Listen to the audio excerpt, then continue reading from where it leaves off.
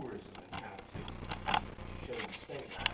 And this speech, by the way, is very casual and open. And since it's a small, casual, and intimate group, you can go ahead and interrupt at any point and ask me what you will. But so West Virginia has been behind the times on many things, which sometimes is a good thing, actually.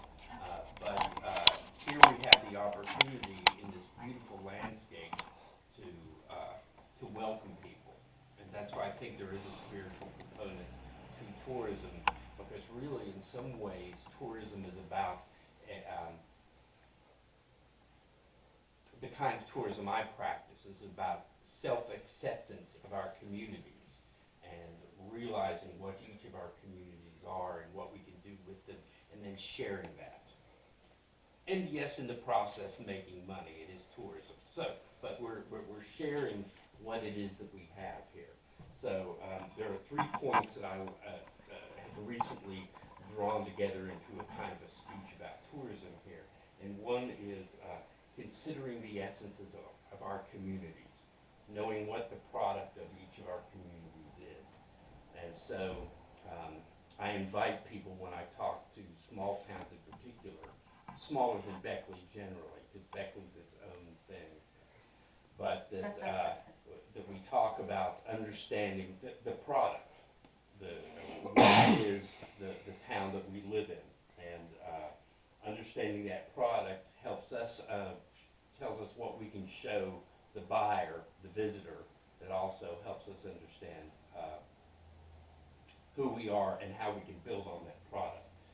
So I invite people to do a community assessment, and that's kind of like almost a self-assessment, looking at what are my strengths, what are our community strengths. Because tourism is really selling your community. When it works best, it really is. Now when Walt Disney invented his community, that was a different thing, but still it's kind of the same thing because he had to create a landscape.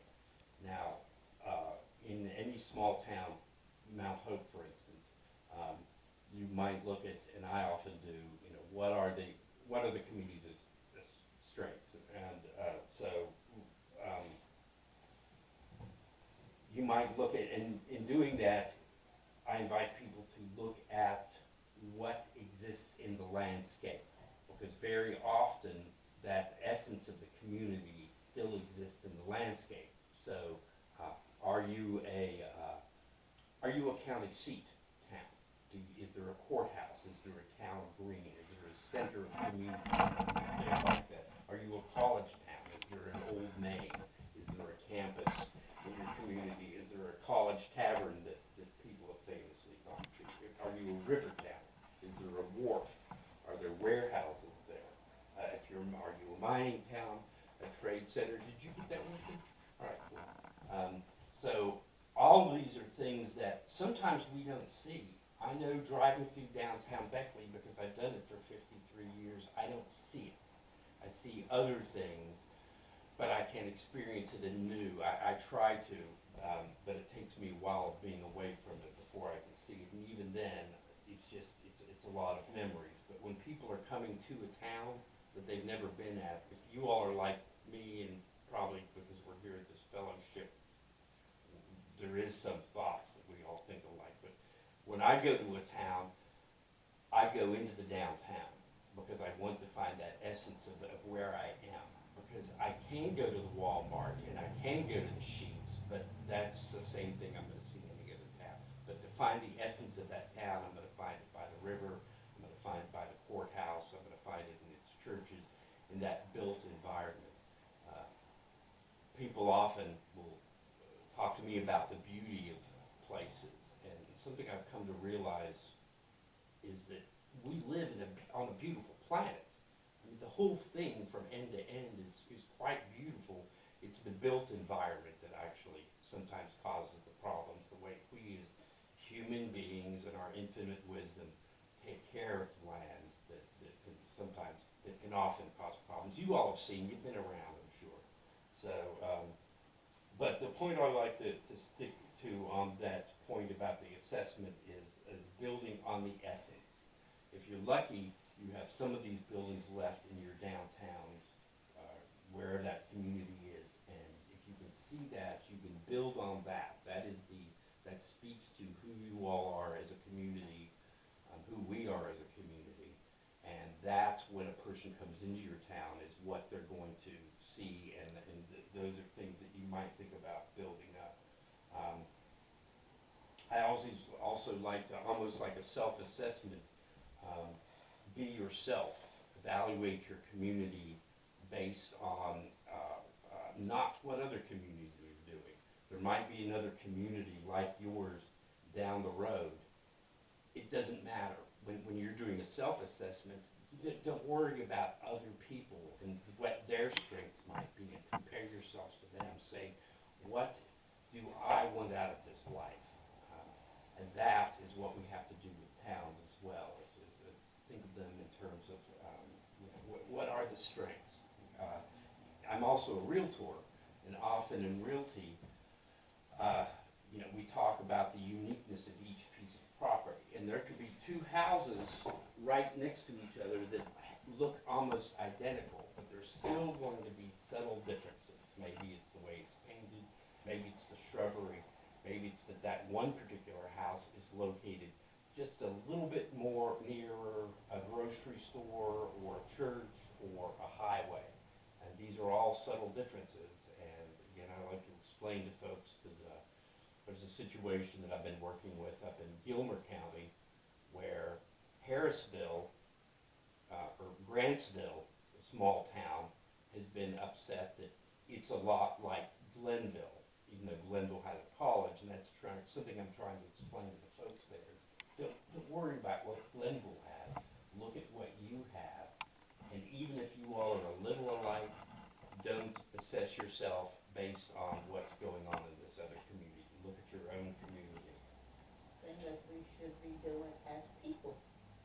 Exactly, yes. Letting go and just saying, who am I? And not worrying about this. Comparing yourself to somebody else. And it's so easily done.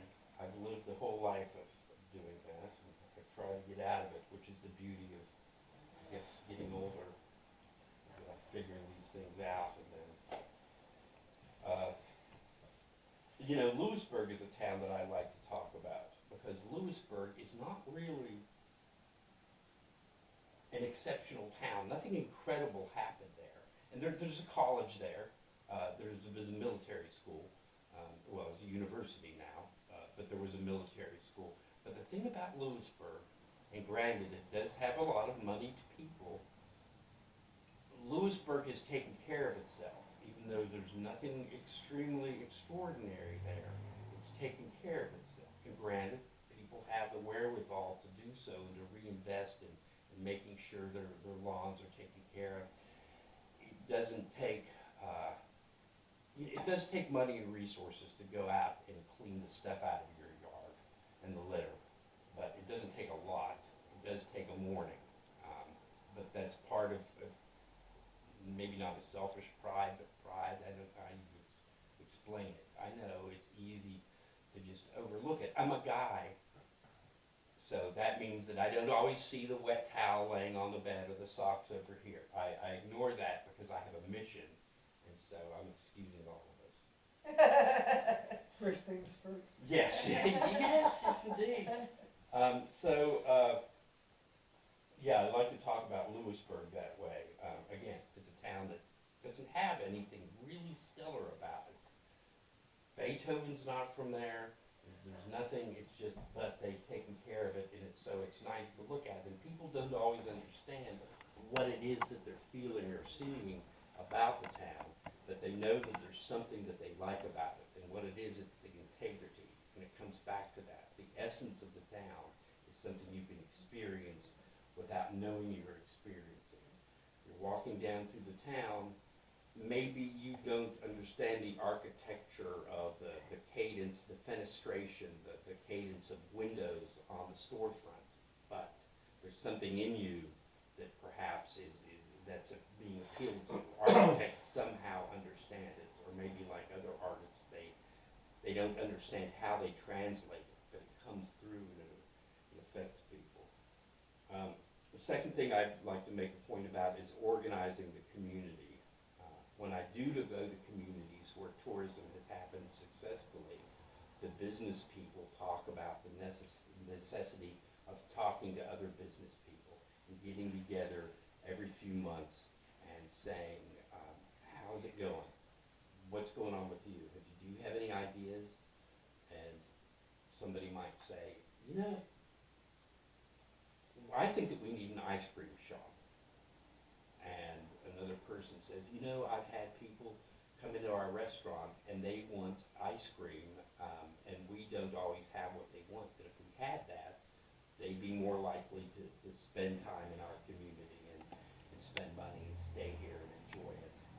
And so having communities get together and members talk amongst themselves on a regular basis about what's going on is vital. A third thing I'd like to talk about now, and this is where you start to get into planning, is having a variety of venues. I was down in Charleston the other day talking to somebody in economic development, and we were talking about the website I run. And I enjoy interpreting all those little things along the way. This old chimney here in the woods, what was that? This rock formation over here, this building, what were those things? And he said, you know, Dave, that's great. However, to really build tourism, you have to have multiple things that are going to keep people coming for days. And I'm like, you're absolutely right. I can only speak to some of these things, these small little bits and pieces of tourism along the way, but this bigger picture thing is making sure that you have many things to do. So this gets into economic development, larger pieces of the pie, but having a golf course, working on a park in your community, trails. Some of us have been involved in building trails here in Beckley and around. Those are somewhat easy ways to, because it takes a lot of labor. If you have a Gary Moore field, it's easier to get done. No one else has a Gary Moore. I know. I talk to other people, I say, get yourself a Gary Moore field, and you're gonna be fine. Right. These Find are, a couple of clone machines somewhere. they're out there, but to build, you know, the nice thing about trails is they connect things. And Sounds Gary's got a chainsaw they do. Yeah, they did. Well, and this is how part of that got started was I had long wanted to see a trail system on the gorge. You and I went out hiking to Shiprock about a year before Gary and I went out hiking to Shiprock. It was this rock out on the edge of the Piney Creek Gorge. And Gary and I said to Gary, we were trying to find a crossing on Piney Creek. And I said to Gary, you ever heard of Shiprock? And he hadn't, so we went to Shiprock. And I had already tried to get him to this mill, the Beckley Mill site, and I said, and he got there, and he was like, this is really cool. And I didn't say to him, I wish I could find a guy to build a trail between this mill and this rock. I didn't say that at all, but he, about 3 months later, called me and he said, Dave, come out to Great Flats. I got something I want to show you. But now he'd been over Little Beaver first, right? He'd already been out to Little Beaver and done his work there. Okay. That was staging. That's where he learned the skill. But then he brought me out there, and sure enough, he had built a mile of trail by himself without telling anybody to Shiprock and back. And so Shiprock becomes one of those resources. But you know, when we go on vacation, if we go on a family vacation, if I go down to Hilton Head, I'm gonna want to make sure that, you know, the beach is the main reason I'm going. I have to fall down into the sand and hear the ocean. That's my thing, and experience that. I have to do that once a year. So, but also we've got to take the kids to the museum. I don't play golf anymore, but there are golf venues. You know, there are places to stay and there are places to eat. But thinking about that larger, you know, component of what are the 3 or 4 things that we have to have in this community to bring people here and keep them here is necessary to think of when you're thinking about really doing this entire a would you say that there is a difference between geographic tourism and cultural tourism? I don't know that they can be extracted. You know what I mean? Like we have a certain tourist economy here in West Virginia based on the geographic stuff, the whitewater rafting, the climbing, all that stuff. And then we also have the potential for a big tourist component with some of the things we have, like ancient mining towns and, you know, cultural aspect. And I'm wondering how those can interplay with each other, or if they're completely different. My feeling is that we have to be successful in this, we have to bring those things together. Whitewater rafting is not what it used to be, at all. 25 years ago, 50 years ago, it was starting to boom. 25 years ago it was booming, but the boom was starting to slowly collapse. I don't know why people don't whitewater raft anymore. A lot of it is the economy. We don't live in a world where people can just, what would happen with whitewater rafting is people would, a guy and his wife would go whitewater rafting one year, and then the next year they'd bring some of their buddies, and the next year they'd bring some of their buddies, and Right. after a few years, it was a whole thing they did every year ritually. Now, people They've don't gotten do old, that. I can tell you what happened. That is, everybody's gotten older. The bit factor. Yeah, yeah. So why And isn't that it is. appealing to the younger people then? There's a bucket list thing. The younger people apparently like to go on an adventure, a different one every year. And so they'll do that one year, but the next year they're gonna go, they hear something about Lake Tahoe, and they're gonna try that, and then the next year they're gonna go someplace else. Well, That's to part of me, it's like skiing also, so then you had the snowboarding, and then you had the pikes, and you had all the other things, so skiing has sort of reinvented itself every couple of years, so it's got a new version of it coming out. And I, Okay, I'm I'm sorry. So with whitewater, you know, Melanie with Active has done a little stand-up paddleboarding and things like that. But what I don't see with kayaking and doing you know, I'm not a kayaker, I'm not a level 4, I don't have a vest, I don't have a helmet, I don't have a paddle or anything of that nature, so I'm talking way above my pay grade. But I don't see it reinventing itself, as you pointed out, that the millennials want something different. And going back to the same place is like having a timeshare, and that doesn't work anymore for a lot of people either. Yeah.